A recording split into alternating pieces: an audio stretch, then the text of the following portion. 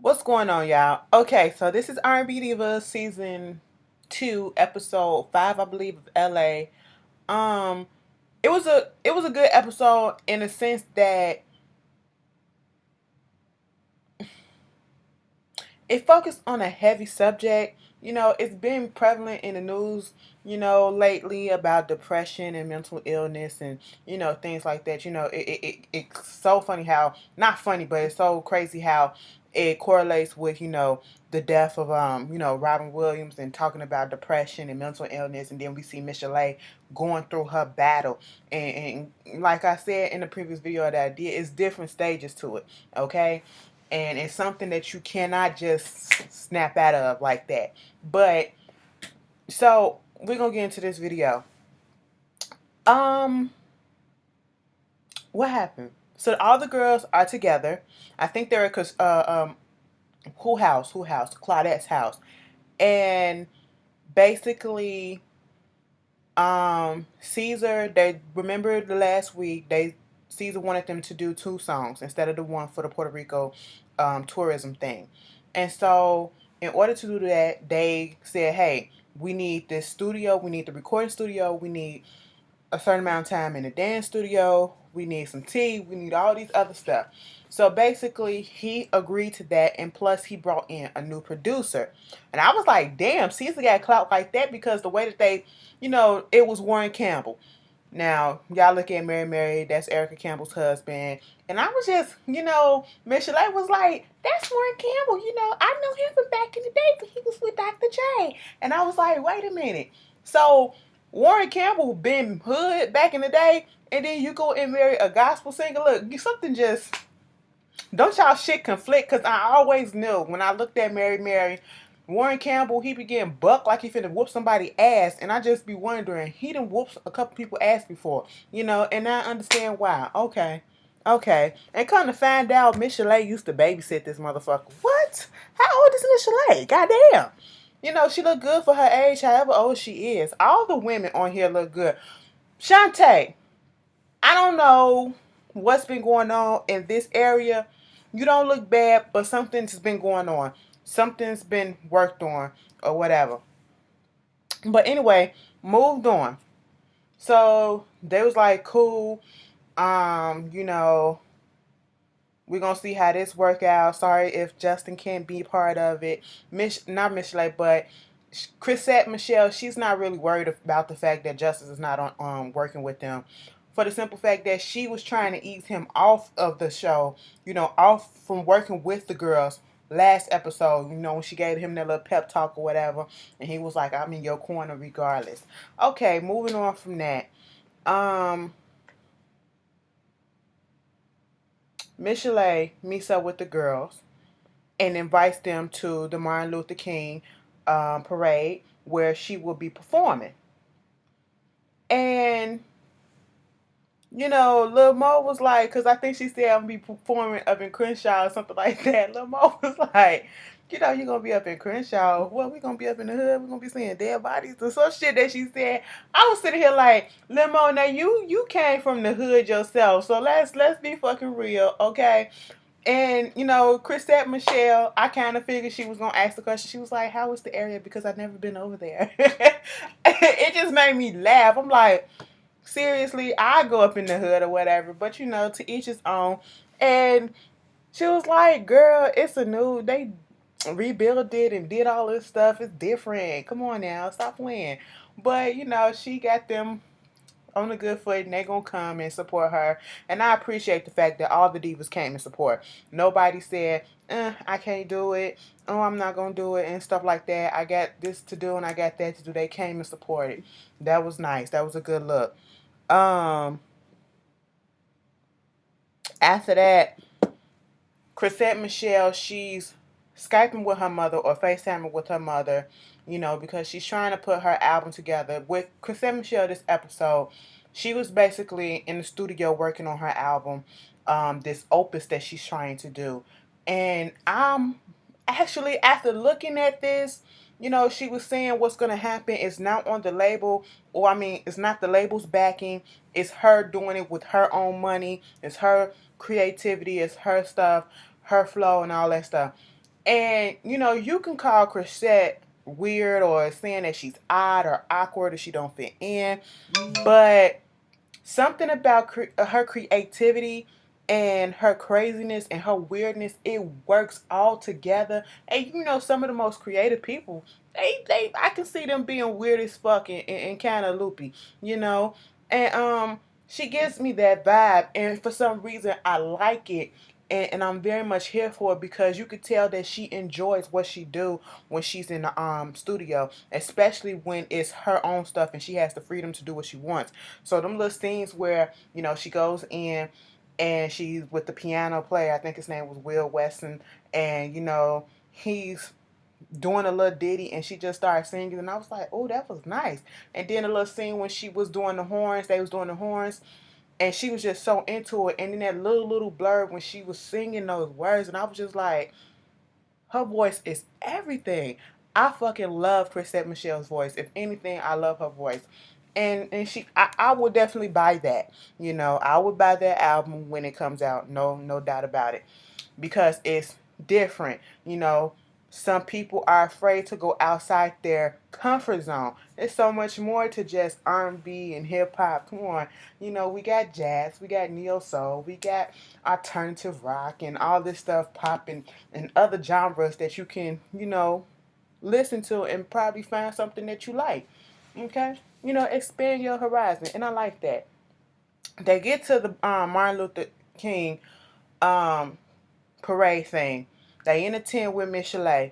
They talking to her, and right off the bat, her words are kind of like running together, and you can't really piece them out. And then this guy comes over and tells her, they want us to do a 30-minute set instead of a 15-minute set. She's already on edge, and you can clearly see that once she starts talking to them. Then you come over and you tell her, I want to do we got to do a 30-minute set. It just amps it up. And she is just like, her mind is just going all out of sorts and everything. And it's just, you literally see somebody having a fucking mental breakdown. That's what it seemed like right then and there. And it was just so, it was embarrassing to see, and it was hard to watch a little bit, but I'm glad they showed it. I really am, because I'm pretty sure it's somebody that's going through some shit like this, and they putting it out there. Michel'le put it out there. She not trying to hide it. Well, she couldn't hide it right here and then she eventually went to go get help. Don't suffer in silence, like I said. Be saying, and she was like telling the girls, I'm so tired of being subservient. I don't have material for a 30-minute set. I only practice for a 15-minute set. What am I going to do? You want me to do a cover song of this shit? Lil Mo kind of tried it because she said, why don't you do Beyonce? Surfboard. I said, no, don't mess that up. Don't mess that up, okay? Stop that. I know she was joking, but girl, don't do it. But she was trying to lighten the mood, so I get it. I get a joke. Hee hee hee. But she was just she was frazzled. She was nervous. Her anxiety was up. She didn't know what she was gonna do, and she was just like, I'm not gonna do this 30-minute set. They was like, well, just, you only doing 3 songs in your 15-minute set. Just stretch them out, stretch them out, make them a little bit longer to fill the time. And that's what I was thinking at first too. And they was like, do a cover song. She was like, bitch, I don't do no cover songs. What the fuck I look like? And they was just trying to calm her nerves down. And when she got out there, oh my God. One of the worst things that you can happen, I guess, when you're a performer is when you get out there and nothing goes right. Like the sound in your mic is not right. That sound in her mic. We hear the horns, we hear the piano, we hear the drums, we hear everything else, the guitar, but we can't hear Michel'le. And I'm like, this is fucked up. They fucked her over. I said they didn't do no rehearsals or whatever. This shit was so unorganized. If you ask me, how is it that you need her to do 30 minutes instead of that 15? And then the sound, y'all ain't do a sound check before to check y'all mics. Was she the first person to get up there and to do stuff? That was just crazy. She was over it and she walked off the stage. I said, I mean, would you have walked off the stage? I probably would have, like, if they can't hear me, what's the point? I'm going to step back and let y'all finish this. But I'm going to give them what they want and what they came here to see. But y'all gonna fix this shit. All right? And then she did come back on the stage and did Something in My Heart. Something's in my heart. Yes, that was my shit. And get me hooked on you. No, I can't do it. I'm not going to do that. Not today. Mm-mm. Mm-mm. But, you know, after she get through with that, the next scene we have Lil Mo and Leela talking at Lil Mo's house and basically talking about Michel'le and what they saw, and basically saying something is wrong. They not here for what's going on. They just see that she's coming apart and they need to sit down and have a little intervention with her. Why are you wearing sunglasses everywhere you go? You're wearing sunglasses indoors. You're wearing these hats. What are you trying to hide your eyes for? They're being concerned. And I appreciate all the them being concerned and showing that they care, and they just not, letting her go on like this, because we can clearly see that there is a problem and she needs to get help for it. So they go over to Michel'le's house. Michel'le opens up the door. She has these sunglasses on while she's in the house. She's looking frazzled, looking like she just woke up or whatever. Lil Mo sitting down there trying to talk to her, Lil Mo and Leela. And when they're talking, this scene kind of spoke to me in a way, because I'm pretty sure there's a lot of people who's probably felt this way. I mean, I felt that way before, and it's part of the reason why it's very, very hard for me to trust people. It's very, very hard for me to open up to people, because, it's like almost as if you're waiting for something to drop. You're waiting for something to happen to say, yeah, I told you so. I knew this shit wasn't going to last. I know, this relationship is over with. This friendship, it was never no friendship. It's over and done with. You're waiting for something. And basically what Michel'le said, she was crying all day. And, you know, that she has abandonment issues. She feels like everybody that comes into her life has left her at one point or another, or will leave her, including them. And she's like, I'm a mother. I have an 11-year-old daughter, and I have to teach her how to be a strong woman. And I'm going through all this stuff. And, the pain, you can just hear the pain in her. And it was so heartbreaking. I'm just sitting here like, man, I fucking understand what you're talking about and what you're going through. And it's just sad. And, she says she's clinically depressed. And, Lamar was like, what do you need? What do you feel? She was like, I need love. She feels unloved and everything like that. And I was just like, whoa. Because, like, you hear stuff and it's like, you've been there. I'm pretty sure a lot of us felt unloved at one point in time, and felt like no one was on our side, and felt like people were in our life for the wrong reason, and once they got what they wanted, they just fucking left. I'm pretty sure we went through all of that. I've been through it, and I know other people have too. And at least she admitted that this is going on, and they was like, we don't want you by yourself. And she said she was self-medicating. She said she wasn't taking no pills or anything, but she was self-medicating. And they was like, girl, if you need somebody, we don't want you by yourself. You need somebody to be over here with you, we're going to be over here with you. She was like, if I had something, if I need help, I'm just call you, whatever. And I was like, stay with her. And it was like, we're going to get you a psychiatrist, a psychologist, a therapist, whatever. We need somebody to talk to you. You need to get this out. And I was like, that is being a friend right there. I don't care if they trying to put on for the cameras or whatever the fuck. Look, bitch, it needed to be done. Okay? And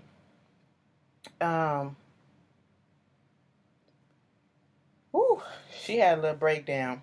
Them tears was needed. So she goes to this therapist, and she was basically, talking about how, I think when she was like in the third grade, or she was 3 years old, her mother basically gave her to her father. Her father, had a wife who didn't like her, and he practically abandoned her. So that's where it started at a young age. And then talked about her grandmother. This was a depressing episode. It was with Michel'le. It really was. I hope I know this is good shit. This is good shit that some people, it probably is going to help some people talking about this stuff. But I hope her stuff, I hope she gets help and it picks up. I want to see her happy, okay? I don't want to see her so down like this. It's just, girl. And you can't be depressing me every time I watch that. I'm like, goddamn, that means I gotta confront my feelings and emotions and shit. I ain't got time to do that when I'm finna go to bed and I got other stuff to do in the morning.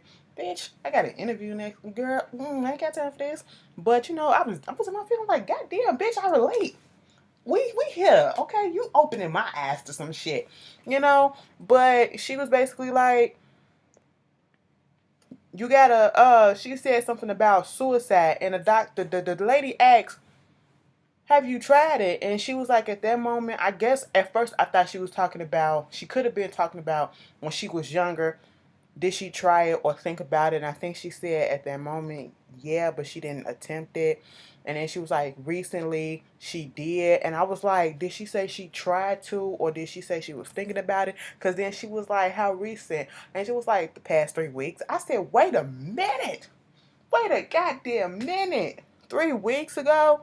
Mind you, on the other episode when she was talking to Don Cornelius' son, she said that when she did the Divas monologue, when she attempted that suicide, she had that suicide attempt. It was 6 months before they did the Divas monologue, and I was like, wow. See, and a lot of people who was doing their reviews and stuff like that, who said that she's not healed yet, she's not ready.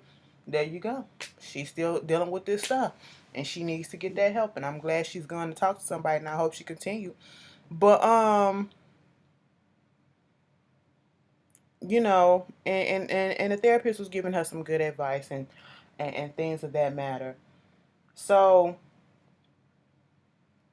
after that, to end the video, end of the episode, they finally meet with Warren Campbell, and they were trying to, he trying to talk to them about, how to do the record and he was putting his suggestion on it, saying I don't see it being 6 lead vocalists, everybody having a lead on it. It's going because if that's the case, it's gonna be like We Are the World, and Shantae is like he talking about it don't work, but I'm like I can see it working. I don't know what he's talking about, and oh my god, he's so fucking annoying. I'm so sorry. But that was so random. I'm sorry, y'all. If something just popped up. Y'all heard that ding. Just so fucking annoying. But threw me out. Yeah.